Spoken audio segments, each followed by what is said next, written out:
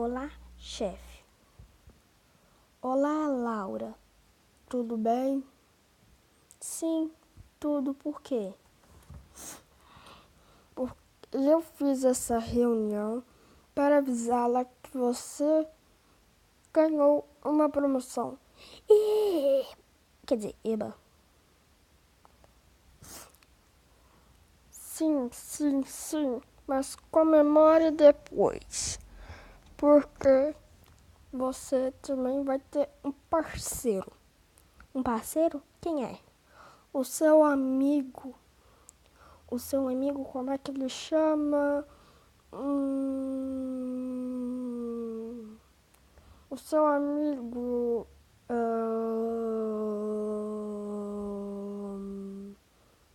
Aquele lá, seu amigo. Ah, o. O. Ítalo? É o Ítalo mesmo. Tô meio gripada. Ele vai. Você vai na frente. Ele vai atrás porque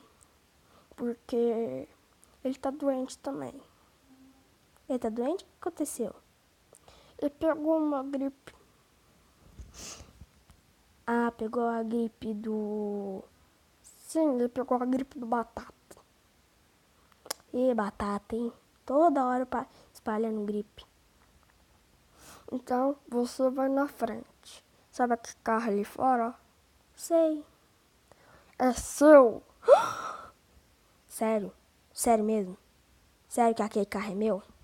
Sim, você vai usar para trabalhar, se aventurar e para a sua... Um negócio diferente. Tem várias fases e vai para um lugar melhor quando vai subindo.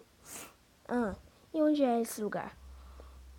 É só seguir a estrada. No primeiro ponto, você chegou.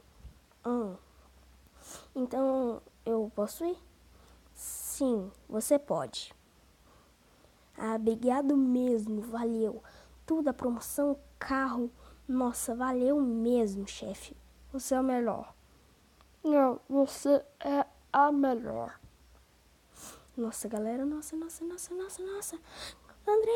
obrigado! Uhul! Yupi!